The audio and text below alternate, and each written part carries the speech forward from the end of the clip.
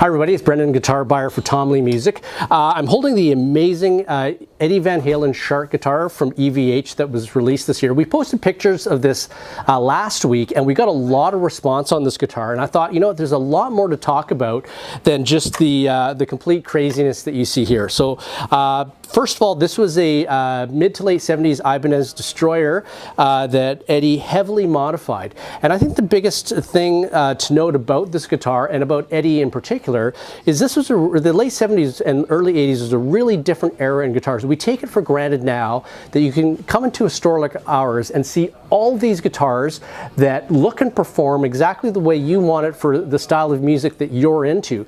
Keep in mind, Eddie didn't have that luxury, and he had to really modify guitars in order to get the sound and the look that he was going for, because you couldn't walk into a store in that era and do it. So he had to get off the rack guitars, modify them, and there's two reasons for that. One is for performance. Obviously, Eddie was pioneering a totally different sound and a totally different style of music, and the hardware just didn't exist for it. And the second thing, of course, is late 70s and early 80s.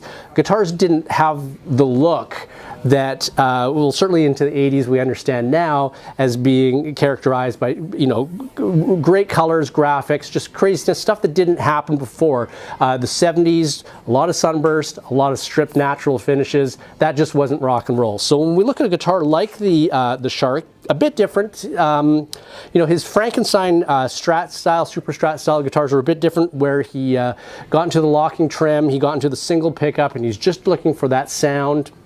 The Destroyer here is a bit different. He played around with the pickup combinations a lot, and you can see there's, you know, probably what was the stock pickup from the Ibanez in the neck position, and he tried various pickups. You can see by the double cream bobbins on this guitar, may have been a DeMarzia or something from that era. So performance-wise, he was looking for the sound. Visually, obviously, the paint jobs, the stripe paint job is something that he was known for, and it got better known for it through the 80s.